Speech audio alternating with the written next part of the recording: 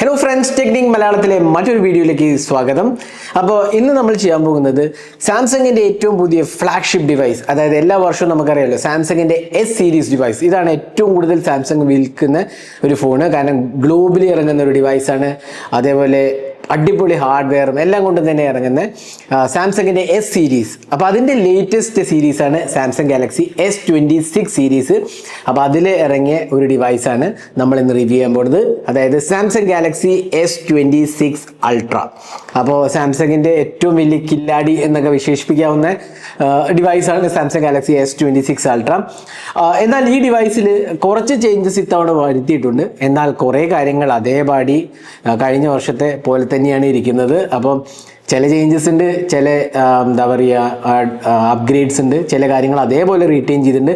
എന്നാൽ വില കൂടിയിട്ടുണ്ട്. 1,39,999 രൂപയാണ് വില വരുന്നത്, ബേസ് വേരിയൻറ്റിൻ്റെ വില വരുന്നത്. അപ്പോൾ ഈ ഒരു ഡിവൈസ് എടുക്കണോ? ആർക്കൊക്കെയാണ് ഈ ഡിവൈസ് നല്ലത്?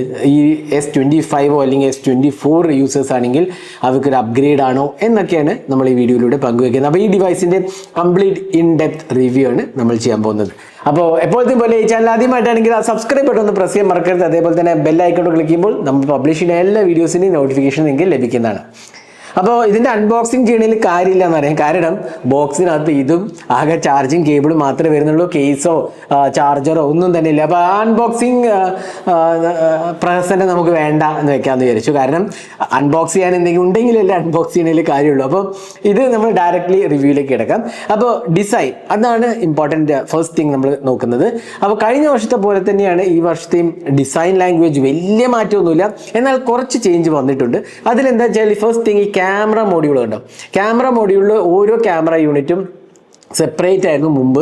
എന്നാൽ ഇത്തവണ ആ ഒരു 3 ക്യാമറ ഒരു മോഡ്യൂളിനകത്ത് ആക്കിയിട്ടുണ്ട് എന്നുള്ളതാണ് ഒരു ചേഞ്ച് വന്നിരിക്കുന്നത്. അപ്പോൾ ഈ ഒരു സെക്ഷൻ, ഈ ഒരു മുകളിലത്തെ സെക്ഷൻ ഒരു വെർട്ടിക്കൽ ക്യാമറ ലേ ഔട്ടിനകത്താണ് ഈ 3 ക്യാമറയും വന്നിരിക്കുന്നത്. അപ്പോൾ ഡിസൈൻ ലാംഗ്വേജ് അതാണ് ഒരു മേജർ ചേഞ്ച് വന്നിരിക്കുന്നത് എന്ന് പറയാവുന്നത്. പിന്നെ അറൌണ്ട് 7.9 mm ആണ് തിക്നെസ് വരുന്നത്. അതേപോലെ തന്നെ ഇതിൻ്റെ വെയിറ്റ് എന്ന് പറഞ്ഞാൽ 214 grams ആണ്. കുറച്ചുകൂടി റിഫൈൻ ചെയ്തിട്ടുണ്ട് എന്ന് പറയാം. എന്നാൽ ഈ ക്യാമറ മോഡ്യൂൾ എനിക്ക് പേഴ്സണലി ഇഷ്ടപ്പെട്ടോ എന്ന് വെച്ചാൽ എനിക്ക് S25 അൾട്രേൻ്റെ ഡിസൈനാണ് എനിക്ക് പേഴ്സണലി കുറച്ചും കൂടി ഇഷ്ടപ്പെട്ടത്. എന്നാൽ കുറച്ച് ചേഞ്ച് വരുത്തണമല്ലോ എന്ന് വെച്ച് സാംസങ് ആ ഒരു ചേഞ്ചും വരുത്തിയിട്ടുണ്ട്.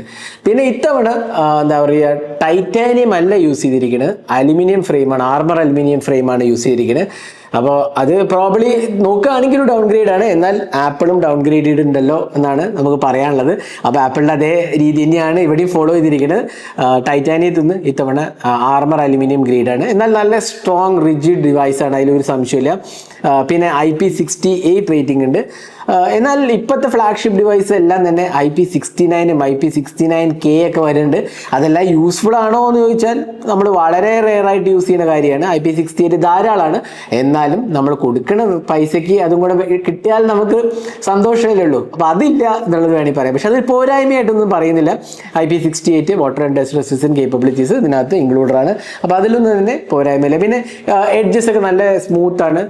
പക്ഷെ ഒരു കാര്യം ഞാൻ നോട്ടീസ് ചെയ്യുന്നത് വെച്ചാൽ ഈ ബാക്ക് ഗ്ലാസും മാറ്റ് ഫിനിഷൊക്കെ ആണെങ്കിലും കയ്യിൽ നിന്ന് വീഴാനുള്ള ഒരു ചാൻസ് ഉണ്ട്. എന്നാൽ എൻ്റെ കയ്യിൽ നിന്ന് വീണിട്ടില്ല. പക്ഷെ എനിക്കൊരു പേടിയാണ് ആക്ച്വലി. ഇത് കുറച്ച് ഹെവിയും കുറച്ച് ലാർജർ ഡിവൈസ്, കാരണം 6.9 inches ആണ്. അപ്പോൾ അതുകൊണ്ട് തന്നെ കയ്യിൽ ഒതുങ്ങണാണോ വെച്ചാൽ ഒതുങ്ങാൻ എൻ്റെ കയ്യിൽ കുഴപ്പമൊന്നുമില്ല. പക്ഷെ ലാർജ് ഡിവൈസ് യൂസ് ചെയ്യുന്നവർക്ക് നല്ല ഇഷ്ടപ്പെടും. എന്നാലും കുറച്ചൊരു സ്ലിപ്പറി ആയിട്ട് എനിക്ക് തോന്നി. അത്രയ്ക്ക് ഒരു ഗ്രിപ്പ് കുറവാണെന്നാണ് എനിക്ക് തോന്നുന്നത്. പക്ഷെ ഓവറോൾ ഡിസൈൻ ലാംഗ്വേജ് നല്ലതാണ്. എന്നാൽ വലിയ മാറ്റമൊന്നും തന്നെ ഇതിനകത്ത് കൊടുത്തിട്ടില്ല. അപ്പോൾ പിന്നെ ഇതിനകത്ത് ഫ്രണ്ടിൽ നമുക്ക് ഡിസ്പ്ലേ ആണെങ്കിലും നല്ല മിനിമൽ ബെസൽസ് ഒക്കെയാണ് കൊടുത്തിരിക്കുന്നത്. അപ്പോൾ അതിലൊന്നും തന്നെ എനിക്ക് പരാതിയൊന്നും പറയാനില്ല. നല്ല ഒരു ക്വാളിറ്റി ഒക്കെ തന്നെയാണ്. പിന്നെ നമുക്ക് സൈഡിൽ പവർ ആൻഡ് വോളിയം ബട്ടണും താഴത്ത് USB Type-C port, speaker unit, അതേപോലെ സിം ട്രേ. പിന്നെ നമുക്ക് ഇവിടെ S Pen ഉണ്ട്. S Pen ആക്ച്വലി ഒരു ഡിസൈൻ ചേഞ്ച് വന്നിട്ടുണ്ട്. ചെറിയൊരു ഡിസൈൻ ചേഞ്ച് ആണ്, വലിയ കാര്യമായിട്ടില്ല. അതായത് S Pen തിരിച്ച് ഇൻസേർട്ട് ചെയ്യുമ്പോൾ അത് അതേ ഡയറക്ഷനിൽ തന്നെ ഇൻസേർട്ട് ചെയ്യണം എന്നുള്ളതാണ്. കാരണം ഇവിടെ ഒരു കർവേച്ചർ ഉണ്ട്, അതുകൊണ്ട് തന്നെ മറിച്ച് ഇൻസേർട്ട് ചെയ്താൽ ഡാമേജ് ചെയ്യാൻ ചാൻസ് ഉണ്ട്. അപ്പോൾ അതൊന്ന് ശ്രദ്ധിക്കുക. പക്ഷെ ബാക്കി എനിക്ക് തോന്നുന്നു ഓവറോൾ ഡിസൈൻ ലാംഗ്വേജ് കുഴപ്പമില്ല, പ്രീമിയംനെസ് ഉണ്ട്. എന്നാൽ ഈ ഒരു ഡിസൈൻ ലാംഗ്വേജ് വെച്ച് സാംസങ് ഇപ്പോൾ ഓൾമോസ്റ്റ് 4 വർഷമായി എന്ന് വേണമെങ്കിൽ പറയാം. അപ്പോൾ ഒരു മാസീവ് ചേഞ്ച് ആർക്കും എല്ലാവർക്കും ആഗ്രഹമില്ലേ. അപ്പോൾ എനിക്കും തോന്നുന്നു അറ്റ്ലീസ്റ്റ് അടുത്ത തവണയെങ്കിലും സാംസങ് ഈ ഒരു ഡിസൈൻ മാറ്റി പിടിക്കണം എന്നാണ് എനിക്ക് തോന്നുന്നത്. കാരണം എല്ലാ ഫോൺസും എല്ലാ ബ്രാൻഡ്സും തന്നെ ഫ്ലാഗ്ഷിപ്പ് ഡിവൈസിൽ എന്തെങ്കിലും ഒരു പുതുമ ഡിസൈനിൽ കൊണ്ടുവരാറുണ്ട് എല്ലാ വർഷവും. ചിലപ്പോൾ റിഫൈൻ ചെയ്യാറുണ്ട്, പക്ഷെ 4 വർഷമൊക്കെ ഒരേ ഡിസൈൻ വെച്ചവർ കുറവാണെന്നാണ് എനിക്ക് തോന്നുന്നത്. ഇനി അടുത്തത് ഇതിൻ്റെ ഡിസ്പ്ലേയിലേക്ക് പോകാം. 6.9 ഇഞ്ചസ് LTPO AMOLED ഡിസ്പ്ലേ ആണ്, ഡൈനാമിക് OLED ഡിസ്പ്ലേ ആണ്. അതേപോലെ തന്നെ ഇതിൻ്റെ പീക്ക് ബ്രൈറ്റ്നസ് പറയുന്നത് അറൗണ്ട് 2600 നിറ്റ്സ് ആണ്, 120 Hz റിഫ്രഷ് റേറ്റ് ആണ് കൊടുത്തിരിക്കുന്നത്. പക്ഷേ ഇതിൻ്റെ ഒരു ഇമ്പോർട്ടൻ്റ് ആസ്പെക്ട് എന്ന് പറഞ്ഞാൽ പ്രൈവസി ഡിസ്പ്ലേ ആണ്. ഇപ്പോൾ പ്രൈവസി ഡിസ്പ്ലേ എന്ന് പറഞ്ഞാൽ നമ്മളിപ്പോൾ ഫോണിനെ നോക്കുകയാണ്, സൈഡിൽ രണ്ടുപേരും ഇരിക്കുകയാണ്, അവർക്ക് നമ്മളെ ഡിസ്പ്ലേ നോക്കിയാലും കാണാൻ പറ്റില്ല. അതാണ് പ്രൈവസി ഡിസ്പ്ലേ, ചുരുക്കി പറഞ്ഞാൽ പറയാം. പക്ഷേ ഈ ടെക്നോളജി എന്താ വെച്ചാൽ പ്രൈവറ്റ് ഡിസ്പ്ലേ ഓൺ ചെയ്യുമ്പോൾ കുറച്ച് പിക്സൽസ് അവർ ടേൺ ഓഫ് ചെയ്യാണ്. ഒരു ഇന്നോവേറ്റീവ് ഫീച്ചറായിട്ട് നമുക്ക് ഡെഫിനറ്റ്ലി പറയാം. പക്ഷേ എത്രത്തോളം യൂസ്ഫുൾ ആണെന്ന് വെച്ച് കഴിഞ്ഞാൽ മേ ബി അത്രയ്ക്കൊരു യൂസ്ഫുൾ അല്ല. എന്നാലും എന്തെങ്കിലും ഒരു ഇന്നോവേഷൻ കൊണ്ടുവന്നല്ലോ എന്നുള്ളത് നമുക്ക് സാംസങ്ങിനെ അഭിനന്ദിച്ചേ മതിയാവും. കാരണം ആരും കൊണ്ടുവരാത്തൊരു ഫീച്ചറാണ് പ്രൈവസി ഡിസ്പ്ലേ. അപ്പോൾ അത് കൊണ്ടുവന്നിട്ടുണ്ടെന്നുള്ളത് ഡെഫിനറ്റ്ലി ഒരു സ്വാഗതമായ ഫീച്ചറാണ്. പിന്നെ ഇതിന് പ്രൈവസി ഡിസ്പ്ലേൻ്റെ വേറൊരു ഇഷ്യൂ ഞാൻ കണ്ടതെന്ന് വെച്ചാൽ ഈ പ്രൈവസി ഡിസ്പ്ലേ ടേൺ ഓൺ ചെയ്യുമ്പോൾ നമ്മുടെ ആക്ച്വൽ സ്ക്രീനിൻ്റെ ക്വാളിറ്റി കുറയുന്നുണ്ട്. ഒബ്വിയസ്ലി അത് കുറയും, കാരണം കുറച്ച് പിക്സൽസ് ടേൺ ഓഫ് ചെയ്യുമ്പോൾ നമുക്ക് ആ ഒരു മങ്ങൽ ഡെഫിനറ്റ്ലി കാണും. പക്ഷേ നമ്മളൊരു ബാങ്കിങ്ങോ അല്ലെങ്കിൽ പിന്നോ പാസ്വേഡോ ഒക്കെ എൻ്റർ ചെയ്യുമ്പോൾ ഡെഫിനറ്റ്ലി ഇതൊരു നല്ല ഫീച്ചറാണ്. കാരണം ബാക്കി ആർക്കും സൈഡിൽ നിന്ന് ഇത് കാണാൻ പറ്റില്ല എന്നുള്ളതാണ് മറ്റൊരു ഫീച്ചർ. അപ്പോൾ നിങ്ങളുടെ അഭിപ്രായം പറയൂ, നിങ്ങൾ ഇത് വളരെ ഒരു ഇന്നോവേറ്റീവ് ഫീച്ചറായിട്ട് കാണുന്നുണ്ടോ? നിങ്ങൾക്ക് വളരെ യൂസ്ഫുൾ ആണോ എന്ന് കമൻറ്റ് സെക്ഷനിൽ പോസ്റ്റ് ചെയ്യുക. എനിക്ക് കുഴപ്പമില്ലാത്തൊരു ഫീച്ചർ, ഭയങ്കര ഒരു ഗ്രൗണ്ട് ബ്രേക്കിംഗ് ഫീച്ചറായിട്ട് എനിക്ക് തോന്നിയില്ല. എന്നാൽ ബാക്കി ആരും കൊണ്ടുവരാത്തൊരു ഫീച്ചറായിട്ട് ഇതിനെ നമുക്ക് വിശേഷിപ്പിക്കാവുന്നതാണ്. പിന്നെ രണ്ടാമത്തെ ഒരു കാര്യം, ഡിസ്പ്ലേൻ്റെ കാര്യം പറയുമ്പോൾ ഇതിനകത്ത് ഡിസ്പ്ലേൻ്റെ കാര്യം പറഞ്ഞപ്പോൾ സാംസങ് ആദ്യം റിവ്യൂ വരുന്നതിന് മുമ്പൊക്കെ പറഞ്ഞത് 10 ബിറ്റ് ഡിസ്പ്ലേ കൊണ്ടുവന്നു എന്നുള്ളതാണ്. ഒരുപാട് വർഷത്തിന് ശേഷം 8 ബിറ്റിൽ നിന്ന് 10 ബിറ്റിലേക്ക് പോയി എന്നൊക്കെ ഒരുപാട് പേര് പറയണ്ടേ. എന്നാൽ ഇത് 8 ബിറ്റ് ഡിസ്പ്ലേ തന്നെയാണ്. അപ്പോൾ സാംസങ്ങിൻ്റെ ഇന്ന് ഒരു അബദ്ധം പറ്റിയിട്ടുണ്ട് എന്നുള്ളതാണ്. കാരണം അവർ പറഞ്ഞതിൽ എവിടെയോ ഒരു മിസ്റ്റേക്ക് പറ്റിയിട്ടുണ്ട്. അപ്പോൾ എല്ലാ റിവ്യൂസും ആദ്യം തന്നെ ഫോൺ കിട്ടി റിവ്യൂ ചെയ്തവരൊക്കെ 8 ബിറ്റാണ് കറക്റ്റ് ചെയ്യേണ്ടത്. അപ്പോൾ ഇത് 8 ബിറ്റ് ഡിസ്പ്ലേ ആണ്. അതെനിക്ക് തോന്നുന്നു നമ്മളിപ്പോൾ ഫോൺ എടുത്ത് ഡിസ്പ്ലേ നോക്കിക്കഴിഞ്ഞാൽ നല്ല ബ്രൈറ്റാണ്, നല്ല ക്രിസ്പാണ്, ക്ലിയർ ആണ്, നല്ല കളേഴ്സാണ്, ടച്ച് റെസ്പോൺസും അടിപൊളിയാണ്. അപ്പോൾ എന്തിനാണ് 10 ബിറ്റ് എന്ന് ചോദിച്ചു കഴിഞ്ഞാൽ ഏറ്റവും ലേറ്റസ്റ്റ് ടെക്നോളജി നമ്മൾ 1,40,000 രൂപ കൊടുക്കുമ്പോൾ നമുക്കും ആഗ്രഹമില്ല ഏറ്റവും ലേറ്റസ്റ്റ് ഡിസ്പ്ലേ ടെക്നോളജി വേണമെന്നല്ല. അപ്പോൾ അത് വെച്ച് നോക്കുകയാണെങ്കിൽ 10 ബിറ്റ് ഡെഫിനറ്റ്ലി കൊടുക്കേണ്ടായിരുന്നു. ഇപ്പോൾ ഇൻഫാക്ട് പുതിയ ഇറങ്ങിയ ഷോമി 17 അൾട്രയിൽ 12 ബിറ്റ് ഡിസ്പ്ലേ ആണ്. അപ്പോൾ അത്രയും നമ്മൾ ചോദിക്കുന്നില്ല, 10 ബിറ്റ് ഡിസ്പ്ലേ എങ്കിലും ഡെഫിനറ്റ്ലി കൊടുക്കേണ്ടതായിരുന്നു എന്നാണ് എൻ്റെ ഒരു പേഴ്സണൽ ഒപ്പീനിയൻ. എന്നാൽ ഡിസ്പ്ലേ ക്വാളിറ്റി മോശമാണോ വെച്ചാൽ ഒരിക്കലുമല്ല, അടിപൊളി ഡിസ്പ്ലേ ആണ്, നല്ല ക്രിസ്റ്റൽ ക്ലിയർ ഡിസ്പ്ലേ ആണ്. ഈവൻ ഔട്ട്ഡോർ ബ്രൈറ്റ്നസ്സും വിസിബിലിറ്റി ഒക്കെ അടിപൊളിയാണ്. 6.9 ഇഞ്ചസ് ലാർജ് ഡിസ്പ്ലേ ആണ്, ടച്ച് റെസ്പോൺസും നല്ലതാണ്. പിന്നെ ഇതിനകത്ത് കോർണിംഗ് ഗോറില്ല ഗ്ലാസ് ആർമർ 2 ആണ് ഇതിനകത്ത് കൊടുത്തിരിക്കുന്നത്. അപ്പോൾ അതും നല്ല ലേറ്റസ്റ്റ് ടെക്നോളജി തന്നെയാണ് കൊടുത്തിട്ടുള്ളത്. ഇനി അടുത്തത് ഇതിൻ്റെ സോഫ്റ്റ്വെയർ പറയാം. ഇതാണ് ഇതിൻ്റെ ഒരു കില്ലാടിയായ കാര്യം എന്ന് പറയുന്നത്. One UI 8.5 വളരെ സ്മൂത്ത് എക്സ്പീരിയൻസ് ആണ്, ലാഗ്സോ ഇഷ്യൂസോ ഒന്നും തന്നെ ഇല്ല. Up to 7 years of Android updates ആണ് പ്രോമിസ് ചെയ്തിരിക്കുന്നത്. 7 വർഷം നിങ്ങൾക്ക് അപ്ഡേറ്റ്സ് കിട്ടുന്നുള്ളതാണ്, മേജർ അപ്ഡേറ്റ്സ് കിട്ടുന്നുള്ളതാണ് ഇതിൻ്റെ ഒരു പ്രത്യേകത. അപ്പോൾ സോഫ്റ്റ്വെയർ എക്സ്പീരിയൻസ് വളരെ ഫ്ലൂയിഡ് ആണ് കേട്ടോ. നമുക്ക് ആക്ച്വലി അത് യൂസ് ചെയ്യുമ്പോൾ തന്നെ മനസ്സിലാവും അത്രയ്ക്ക് ഫ്ലൂയിഡ് ആണ്. ആനിമേഷൻസ് ആണെങ്കിലും എല്ലാം കൊണ്ടും തന്നെ ടോപ്പ് ക്ലാസ് UI എക്സ്പീരിയൻസ് ആണ് ഓഫർ ചെയ്തിരിക്കുന്നത്. ഈ നോട്ടിഫിക്കേഷൻസ് ആണെങ്കിലും നമുക്ക് ക്വിക്ക് ടോഗിൾസ് ആണെങ്കിലും സോഫ്റ്റ്വെയർ എക്സ്പീരിയൻസ് ആണെങ്കിലും എല്ലാം തന്നെ വളരെ സ്മൂത്ത് എക്സ്പീരിയൻസ് ആണ്. അതിൽ ഒരു പരാതിയും പറയാനില്ല എന്നുള്ളതാണ് ഇതിൻ്റെ ഒരു ആസ്പെക്റ്റ് പറയുക വെച്ചാൽ. പിന്നെ ഇതിനകത്ത് ഒരുപാട് AI ടൂൾസും ബണ്ടിൽ ചെയ്തിട്ടുണ്ട്. അപ്പോൾ എല്ലാവരും ഇപ്പോൾ AI-ൻ്റെ പുറകെയാണല്ലോ. അപ്പോൾ അതേപോലെ തന്നെ സാംസങ് AI-ൻ്റെ പുറകെ തന്നെയാണ്. AI എഡിറ്റിങ്ങും അങ്ങനത്തെ ടൂൾസൊക്കെ തന്നെ ഉണ്ട്, AI ഇറേസർ. ഇപ്പോൾ എല്ലായിടത്തും വരുന്ന ടൂൾസ് എല്ലാം തന്നെ ഇതിനകത്തും ഇൻക്ലൂഡഡ് ആണ്. ഗാലക്സി AI എന്ന് പറഞ്ഞിട്ടാണ് ഇതിനകത്ത് കൊടുത്തിട്ടുള്ളത്. അപ്പോൾ ഗാലക്സി AI-നകത്ത് ഒരുപാട് ഓപ്ഷൻസ് ഉണ്ട്. അപ്പോൾ നമുക്ക് ഏതാ വേണ്ടതെന്ന് വെച്ചാൽ അതിനനുസരിച്ച് നമുക്ക് യൂസ് ചെയ്യാവുന്നതാണ്. Notes, transcript, browsing assist, photo assist, audio eraser, weather wallpaper, now brief എന്ന് പറഞ്ഞ ഒരു ഫീച്ചറാണ്. അങ്ങനെ ഒരുപാട് ഫീച്ചേഴ്സ് AI-യിൽ കൊടുത്തിട്ടുണ്ട്. അപ്പോൾ അതൊക്കെ നിങ്ങൾക്ക് യൂസ് ചെയ്യാവുന്ന ഓപ്ഷൻസ് ആണ് ഇതിനകത്ത് കൊടുത്തിട്ടുള്ളത്. അപ്പോൾ സോഫ്റ്റ്വെയറിൻ്റെ കാര്യം പറയുകയാണെങ്കിൽ ടോപ്പ് നോച്ച് UI എക്സ്പീരിയൻസ് ഉള്ളതിൽ ഒരു സംശയമില്ല. അപ്പോൾ അടിപൊളി UI എക്സ്പീരിയൻസ് ആണ് സാംസങ് ഇതിനകത്ത് കൊടുത്തിട്ടുള്ളത്. അപ്പോൾ ഇനി അടുത്തത് നമുക്ക് പെർഫോമൻസിലേക്ക് പോകാം. പെർഫോമൻസിന്റെ കാര്യം വരുമ്പോൾ സ്നാപ്ഡ്രാഗൺ 8 Elite Gen 5. അപ്പോൾ ഈ വർഷത്തെ ഫ്ലാഗ്ഷിപ്പ് ചിപ്പായ അത് തന്നെയാണ് ഇതിനകത്ത് കൊടുത്തിരിക്കുന്നത്. എന്നാൽ S25 പ്ലസും S26 പ്ലസും S26ലും എക്സിനോസ് ആണ് വരുന്നത്. അത് 2 നാനോമീറ്റർ ചിപ്പാണ്, ഇത് 3 നാനോമീറ്റർ ആണ്. അപ്പോൾ എക്സിനോസ് എത്രത്തോളം നല്ലതാണ് ഈ വർഷം നമുക്കറിയില്ല, നമ്മൾ ടെസ്റ്റ് ചെയ്തിട്ടില്ല. എന്നാൽ സ്നാപ്ഡ്രാഗൺ 8 Elite Gen 5 ഇതിൽ വളരെ നല്ല സ്മൂത്ത് പെർഫോമൻസ് ആണ്. LPDDR5X RAM, UFS 4.0 ആണെന്നാണ് ഞാൻ അറിഞ്ഞത്. അഗെയിൻ 4.1 കൊടുക്കാമായിരുന്നു. എല്ലാ ബ്രാൻഡ്സും 4.1ലേക്ക് പോയിട്ടുണ്ട്. അപ്പോൾ 4.0 ആണ് ഇതിനകത്ത് വരുന്നത്. എന്നാൽ പെർഫോമൻസിന് കാര്യമായ ഇഷ്യൂസ് ഒന്നും തന്നെ ഇല്ല. നല്ല സ്മൂത്ത് എക്സ്പീരിയൻസ് ആണ്, ലാഗ് ഫ്രീ എക്സ്പീരിയൻസ് ആണ്.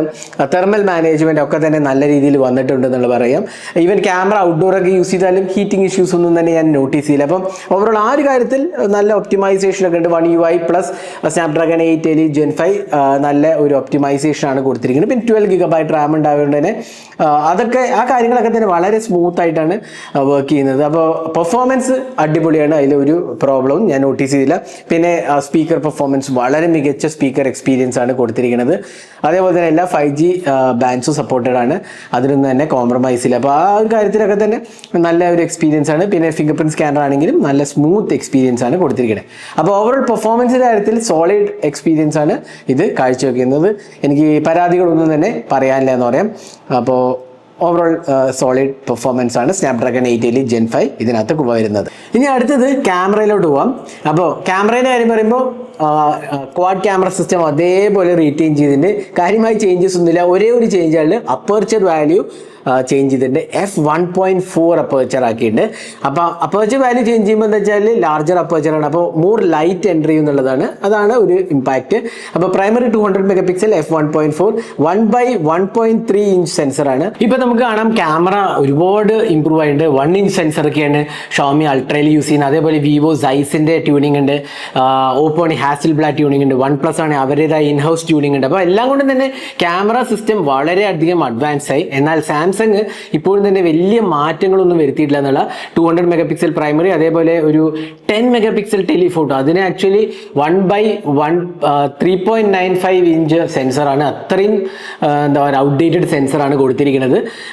പിന്നെ ഒരു 50 MP 5X ടെലിഫോട്ടോ ഉണ്ട്, പിന്നെ അൾട്രാവൈഡും അതേപോലെ തന്നെ ഒരു 12 MP സെൽഫി ക്യാമറയുണ്ട്. അപ്പോൾ ക്യാമറ ഹാർഡ്വെയർ സത്യം പറഞ്ഞാൽ ഇത് ഔട്ട്ഡേറ്റഡ് ആയി. ഇപ്പോഴത്തെ കാലത്ത് ഇത്രയും പഴയ അപ്ഡേറ്റഡ് ഹാർഡ്വെയർ പ്രോബ്ലി ഒരു ഫ്ലാഗ്ഷിപ്പിൽ നമ്മൾ എക്സ്പെക്ട് ചെയ്യാത്തതാണ്. ബാക്കിയുള്ള ഫീച്ചേഴ്സ് ഒക്കെ തന്നെ ഉണ്ട്. പിന്നെ ഇത്തവണ ഹൊറൈസൺ ലോക്ക് എന്ന് പറഞ്ഞ ഒരു ഫീച്ചറും കൂടി ഉണ്ട്.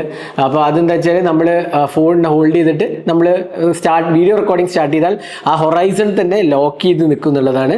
അതും എഗെയിൻ ഭയങ്കര ഒരു അടിപൊളി ഫീച്ചറൊന്നുമല്ല. ഇത് വിവോൻ്റെ X50 X60 സീരീസിൽ, അതായത് 2020 ഇറങ്ങിയ അതേ ഫീച്ചർ ഇതിനകത്ത് ഉണ്ടായിരുന്നു. അപ്പോൾ 6-7 കൊല്ലം കഴിഞ്ഞിട്ടാണ് സാംസങ് ഈ ഫീച്ചർ കൊണ്ടുവരുന്നത്. അപ്പോൾ ഇതും ഞാൻ പറയും ഒരിക്കലും ഗ്രൗണ്ട് ബ്രേക്കിംഗ് അല്ല. ഞാൻ ആക്ച്വലി ഫിസിക്കലി ഈ ഫീച്ചർ ടെസ്റ്റ് ചെയ്താണ് വിവോൻ്റെ X50 സീരീസിൽ 2020 കോവിഡിൻ്റെ സമയത്ത് ഞാൻ ടെസ്റ്റ് ചെയ്തതായിട്ട് എനിക്ക് ഓർമ്മയുണ്ട്. അപ്പോൾ അതിൽ നല്ല ഫീച്ചറായിരുന്നു. അത് ഫസ്റ്റ് കൊണ്ടുവന്നതാണ്. പിന്നെ അത് എനിക്ക് തോന്നുന്നു വിവോന് തന്നെ മനസ്സിലായത് അത്ര വലിയൊരു ആരും യൂസ് ചെയ്യാത്തൊരു ഫീച്ചറാണെന്ന് തോന്നിയുകൊണ്ടാണ് സബ്സിക്വൻറ്റ് വിവോ X90 ഇത് X50 ഞാൻ കണ്ടത്. X50, X60, X70, X80 ഉണ്ടായിരുന്നു എൻ്റെ ഓർമ്മ. X90 അവർ റിമൂവ് ചെയ്തോന്ന് എനിക്ക് ഡൗട്ട്. അപ്പോൾ അത്രയും കാലം ഈ ഒരു ഫീച്ചർ ഉണ്ടായിരുന്നു ഹൊറൈസൺ ലോക്ക് എന്നുള്ളത്. അപ്പോൾ എഗെയിൻ അതൊരു പുതുമയാർന്ന ഫീച്ചറൊന്നുമല്ല, എന്നാലും ഒരു അത്യാവശ്യം യൂസ്ഫുൾ ആയ ഫീച്ചർ എന്ന് വേണമെങ്കിൽ പറയാം. വീഡിയോ റെക്കോർഡിംഗ് ഒക്കെ ചെയ്യുമ്പോൾ ഹൊറൈസൺ ലോക്കിൽ നമുക്ക് ടിൽറ്റ് ചെയ്താലൊന്നും വേറെ ഇഷ്യൂസ് വരുന്നില്ല. ഇനി ക്യാമറ സാമ്പിൾസ് നോക്കുകയാണെങ്കിൽ അത്യാവശ്യം നല്ല ക്വാളിറ്റി ഒക്കെ തന്നെയാണ് കേട്ടോ, അതിലൊരു പരാതിയും പറയുന്നില്ല. നല്ല ക്വാളിറ്റി ഒക്കെ ഓഫർ ചെയ്തിട്ടുണ്ട്, നല്ല ഡീറ്റെയിൽസും നല്ല ഷാർപ്നെസ് ലെവൽസും ക്വാളിറ്റി ഡൈനാമിക് റേഞ്ച് ആണെങ്കിലും പ്രോസസ്സിംഗ് ഒക്കെ നല്ലതാണ്. പക്ഷേ 3X ടെലിഫോട്ടോൻ്റെ റിസൾട്ട്സ് അത്രയ്ക്ക് ഒരു മികച്ചതായിട്ട് എനിക്ക് തോന്നിയില്ല. എന്നാൽ 5X ടെലിഫോട്ടോ നല്ലതാണ്, അതിൽ പ്രോബ്ലംസ് ഒന്നും നല്ല ഇല്ല. അപ്പോൾ ഓവറോൾ എനിക്ക് തോന്നുന്നു ഒരു ഫ്ലാഗ്ഷിപ്പ് ലെവൽ കാറ്റഗറി ഒരു ക്യാമറ എക്സ്പീരിയൻസ് ഇതിനകത്ത് വരുന്നില്ല എന്നുള്ളതാണ് വാസ്തവം. ഇപ്പോൾ ഷോമി 17 അൾട്ര അല്ലെങ്കിൽ വിവോൻ്റെ X300 Pro അൾട്ര വരുന്നുണ്ട്, അതേപോലെ ഫൈൻഡ് X9 അൾട്ര വരുന്നുണ്ട്, ഫൈൻഡ് X9 Pro. ഇതിലൊക്കെ തന്നെ ക്യാമറ പെർഫോമൻസ് അടിപൊളിയാണ്, ഡിഫറെൻറ്റ് ലെവലിലേക്ക് പോയിരിക്കുകയാണ്. എന്നാൽ സാംസങ് ഇപ്പോഴും തന്നെ ആ ഒരു പഴയ ക്യാമറ സിസ്റ്റത്തിൽ ലാഗിങ് ആണെന്നാണ് എൻ്റെ ഒരു പേഴ്സണൽ ഒപ്പീനിയൻ. ക്യാമറ ക്വാളിറ്റിയിൽ ഭയങ്കര ഒരു ഡിഫറൻസ് ഒന്നും വന്നിട്ടില്ല. ആക്ച്വലി S25 അൾട്ര ആയിട്ട് നോക്കുകയാണെങ്കിൽ ഇതിൽ വലിയ ഡ്രാസ്റ്റിക് ഡിഫറൻസ് ഒന്നും വന്നില്ല. എന്നാൽ ബാക്കിയുള്ള ബ്രാൻഡ്സ് എല്ലാം തന്നെ വളരെയധികം മുന്നോട്ട് പോയി എന്നുള്ളതാണ് വേറൊരു പ്രോബ്ലം എന്ന് പറയാവുന്നത് സാംസങ്ങിൻ്റെ. എന്നാൽ ഇൻഡിപെൻഡൻ്റ് ആയി സാംസങ് S26 അൾട്രയുടെ ക്യാമറ നോക്കുകയാണെങ്കിൽ നല്ല ക്യാമറയാണ്, അതിലൊരു കുഴപ്പമില്ല. വീഡിയോ റെക്കോർഡിംഗ് ആണെങ്കിലും ഡേ ലൈറ്റ് ക്യാപ്ചേഴ്സ് ആണെങ്കിലും എല്ലാം തന്നെ നല്ല മികച്ചതായിട്ടാണ് എനിക്ക് തോന്നിയത്. എന്നാൽ ബാക്കിയുള്ള കോമ്പറ്റീഷനായിട്ട് കമ്പയർ ചെയ്യുമ്പോഴാണ് ഇത് കുറച്ച് ലാഗിങ് ബിഹൈൻഡ് എന്ന് വേണമെങ്കിൽ പറയാവുന്നത്. അപ്പോൾ ഇതായിരുന്നു ക്യാമറേൻ്റെ കാര്യം പറയുകയാണെങ്കിൽ. ഓവറോൾ എനിക്ക് തോന്നുന്നു കുഴപ്പമില്ലാത്ത ഒരു ക്യാമറ സിസ്റ്റം, എന്നാൽ ഒരു ഫ്ലാഗ്ഷിപ്പ് ഗ്രേഡ് അടിപൊളി സൂപ്പർ ക്യാമറ സിസ്റ്റം എന്ന് ഒരിക്കലും ഇതിനെ ഞാൻ വിശേഷിപ്പിക്കത്തില്ല. കാരണം ഓപ്പോൻ്റെയും വിവോൻ്റെയും ഷോമിൻ്റെയും എല്ലാം തന്നെ ക്യാമറാസ് ഇതിലും ബെറ്റർ ആയിട്ടാണ് എനിക്ക് തോന്നിയത്. ഇനി നമുക്ക് അടുത്തത് ബാറ്ററിയിലോട്ട് പോകാം. 5000 mAh ബാറ്ററി, അതിൽ ഒരു ചേഞ്ചും ഇല്ല എന്നുള്ളതാണ്. ബാക്കി എല്ലാ ബ്രാൻഡ്സും സിലിക്കൺ കാർബൺ അഡോപ്റ്റ് ചെയ്തു. ഇപ്പോൾ OnePlus ആണെങ്കിലും ഐക്കോ ആണെങ്കിലും വിവോ ആണെങ്കിലും ഷോമി ആണെങ്കിലും ഒക്കെ തന്നെ സിലിക്കൺ കാർബൺ ബാറ്ററീസ് എംപ്ലോയ് ചെയ്തു. അതിൻ്റെ അഡ്വാൻറ്റേജ് എന്താ വെച്ചാൽ സ്മോളർ കപ്പാസിറ്റി സ്മോളർ സൈസിൽ നമുക്ക് ലാർജർ കപ്പാസിറ്റി കൊടുക്കുക എന്നുള്ളത്. അതുകൊണ്ട് തന്നെയാണ് ഇപ്പോഴത്തെ 7000 8000 mAh ബാറ്ററി വന്നിരിക്കുന്നത്. ഇൻഫാക്ട് 10000 mAh ബാറ്ററി ഇത് ഓൾറെഡി വന്നു കഴിഞ്ഞു. അപ്പോൾ ഇനി അങ്ങോട്ട് ബാറ്ററി ഇൻക്രീസ് ആവും. പക്ഷേ സാംസങ് ഇപ്പോഴും തന്നെ 5000 mAh കപ്പാസിറ്റി ബാറ്ററി. പക്ഷേ ഒരു സമാധാനം ഉള്ളത് വെച്ചാൽ 45 വാട്ട് ചാർജിങ് 60 വാട്ട് ചാർജിങ് ആയിട്ടുണ്ട് എന്നുള്ളതാണ്. അപ്പോൾ അത് ഡെഫിനറ്റ്ലി ഒരു വെൽക്കം മൂവ് ആണെന്ന് പറയാം. അപ്പോൾ ഈ 60 വാട്ട് ചാർജിങ് കൊണ്ട് നമുക്ക് ഒരു 45 മിനിറ്റ്സിൽ ഈ 5000 mAh ബാറ്ററി ചാർജ് ചെയ്തെടുക്കുക എന്നുള്ളതാണ്. എന്നാൽ 5000 mAh ബാറ്ററി കപ്പാസിറ്റി വളരെ കുറവാണെന്നുള്ളതാണ് എനിക്ക് തോന്നുന്നത്. അപ്പോൾ എഗെയിൻ ബാറ്ററി പെർഫോമൻസ് മോശമില്ല. 5000 mAh ബാറ്ററി പെർഫോമൻസ് നമുക്ക് കിട്ടുന്നുണ്ട്. അപ്പോൾ അത് ഒരു ഡേ ഒക്കെ നമുക്ക് ഈസിലി ലാസ്റ്റ് ചെയ്യും, ഇഷ്യൂസ് ഒന്നും തന്നെ ഇല്ല. എഗെയിൻ അത് നിങ്ങളുടെ യൂസേജ് അനുസരിച്ച് ഹെവി യൂസേജ് ആണെങ്കിൽ പ്രോബ്ലി കുറവായിരിക്കും, എന്നാലും അത്യാവശ്യം നല്ല ബാറ്ററി ലൈഫ് ഉണ്ട്. 5000 mAh പകരം കുറച്ചും കൂടെ ലാർജ് കപ്പാസിറ്റി കൊടുത്തിരിക്കും. ഇത്രയും വലിയ ഡിസ്പ്ലേ പവർ ചെയ്യണമല്ലോ, ഇത്രയും 6.9 ഇഞ്ചസ് ഡിസ്പ്ലേ പവർ ചെയ്യണമല്ലോ. അപ്പോൾ അതുകൊണ്ട് തന്നെ ആ ഒരു കാര്യം ഒരു ഷോർട്ട് ഫോൾ ആയിട്ട് വേണമെങ്കിൽ പറയാം. കാരണം OnePlus 15 7300 mAh ബാറ്ററിയാണ്, എനിക്ക് ഒരു 1.5 ദിവസം ഈസിലി കിട്ടും. അപ്പോൾ ആ ഒരു ലെവലിലേക്കൊന്നും ഇത് എത്തിയിട്ടില്ല എന്നുള്ളതാണ് നമ്മളുടെ റിയാലിറ്റി ആക്ച്വലി. അപ്പോൾ ഓഫ് കോഴ്സ് അടുത്ത ഐട്രേഷനിലെങ്കിലും ഇത് കുറച്ച് മാറ്റം വരുമെന്ന് വിചാരിക്കുന്നു. അപ്പോൾ ഇതായിരുന്നു സാംസങ് ഗാലക്സി S26 അൾട്രേൻ്റെ ഒരു ഡീറ്റെയിൽ റിവ്യൂ, അതേപോലെ ഒരു ഇൻഡെപ്ത് എക്സ്പീരിയൻസ് വേണമെങ്കിൽ പറയാം. അപ്പോൾ എനിക്ക് ഇഷ്ടപ്പെട്ട കാര്യം നല്ല ബിൽഡ് ക്വാളിറ്റിയാണ്, നല്ല ഡിസ്പ്ലേ ആണ്, സോഫ്റ്റ്വെയർ എക്സ്പീരിയൻസ് ബ്രില്യൻ്റ് ആണ്, പെർഫോമൻസും നല്ലതാണ്, ബാറ്ററി ലൈഫും കുഴപ്പമില്ല, ക്യാമറ എക്സ്പീരിയൻസും അത്യാവശ്യം നല്ലതാണ്. എന്നാൽ ഇതിൻ്റെ പോരായ്മ എന്തൊക്കെയാണെന്ന് വെച്ചാൽ ഇതിപ്പോൾ 8-bit ഡിസ്പ്ലേ ആണെന്നുള്ളതാണ്, 10-bit ഇല്ല. പിന്നെ സ്മോളർ കപ്പാസിറ്റി ബാറ്ററിയാണ് ഇപ്പോഴും വരുന്നത്. ഫാസ്റ്റർ ചാർജിങ് ഇംപ്രൂവ്ഡ് ഉണ്ടെന്ന് വേണമെങ്കിൽ ഡെഫിനറ്റ്ലി പറയാം.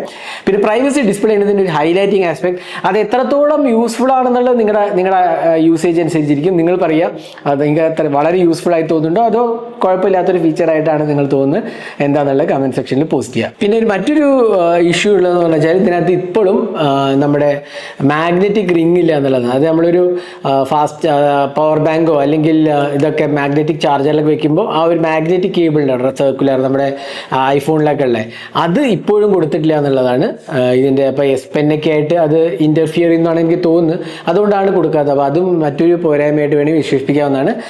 പിന്നെ S Penൻ്റെ യൂസ് ഞാൻ വിട്ടുപോയത്. S Penൻ്റെ യൂസ് വളരെ സ്മൂത്താണ്. ഇത്തവണയും കഴിഞ്ഞ വർഷത്തെ പോലെ തന്നെ ഇത്തവണയും ബ്ലൂടൂത്ത് സപ്പോർട്ട് അല്ല ഉള്ളത്, അതുകൊണ്ട് തന്നെ ചില ഫീച്ചേഴ്സ് മിസ്സിംഗ് ആണ്. അത് കഴിഞ്ഞ വർഷമുള്ള തന്നെയാണ് ഇപ്പോഴും. എന്നാൽ യൂസബിലിറ്റി വൈസ് എനിക്ക് കുഴപ്പം തോന്നിയില്ല, അതൊക്കെ നല്ല രീതിയിലാണ് വന്നിരിക്കുന്നത്. എഗെയിൻ എനിക്ക് പേഴ്സണലി S Pen അത്രയ്ക്ക് ഒരു യൂസ്ഫുൾ ഫീച്ചർ അല്ല, കാരണം അതിൻ്റെ യൂസേജിനനുസരിച്ച്. അപ്പോൾ നിങ്ങളുടെ അഭിപ്രായങ്ങൾ പറയുക, നിങ്ങൾ എത്രത്തോളം S Pen യൂസ് ചെയ്യാൻ ഉള്ള ഫീച്ചർ നിങ്ങളുടെ യൂസേജ് ഉണ്ട് എന്നുള്ളത് കമൻറ്റ് സെക്ഷനിൽ പോസ്റ്റ് ചെയ്യാം.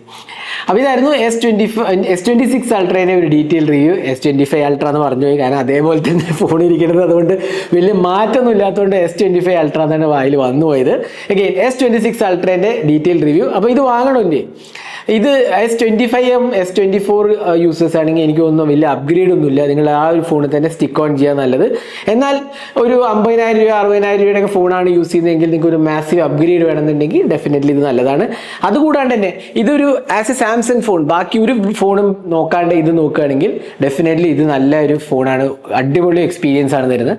പക്ഷേ ബാക്കിയുള്ള ഫോണിൻ്റെ ഹാർഡ്വെയർ, ബാക്കിയുള്ള കോമ്പറ്റീറ്റീവ് ബ്രാൻഡിൻ്റെ ഹാർഡ്വെയർ എല്ലാം നോക്കുമ്പോൾ അവരുടെ പ്രൈസിങ് വെച്ച് നോക്കുമ്പോൾ സാംസങ്ങിൻ്റെ ഫോൺസ് അത്രയ്ക്ക് ഒരു വാല്യൂ ഫോർ മണി ആണോ എന്ന് പ്രത്യേകിച്ച് ഓർത്തു പോവുകയാണ്. കാരണം എന്താ വെച്ചാൽ ബാക്കിയുള്ളവരുടെ ഹാർഡ്വെയർ ഇതിനേക്കാളും മികച്ച ഇതേ പ്രൈസും ചിലത് ഇതിലും കുറഞ്ഞ പ്രൈസിലാണ് വരുന്നത്. അപ്പോൾ സാംസങ് അവരുടെ ഒരു ബ്രാൻഡ് വാല്യൂവിന് മാത്രം ഇത്രയും പ്രൈസ് ചാർജ് ചെയ്യുന്നതിൽ എനിക്ക് പേഴ്സണലി ഒപ്പീനിയൻ ഇല്ല. അപ്പോൾ നിങ്ങൾക്ക് എന്താണ് ഇതിനകത്തുള്ള അഭിപ്രായം കമൻറ്റ് സെക്ഷനിൽ പോസ്റ്റ് ചെയ്യാം. അപ്പോൾ ഇതായിരുന്നു ഡീറ്റെയിൽ റിവ്യൂ. ഈ വീഡിയോ നിങ്ങൾക്ക് ഇഷ്ടപ്പെട്ടെന്ന് ഇരിക്കുന്നു. ഇതേപോലത്തെ കൂടുതൽ ടെക് വീഡിയോസിനായി ചാനൽ സബ്സ്ക്രൈബ് ചെയ്യാൻ മറക്കരുത്. Thanks for watching. Hope to see next video. Have a great day.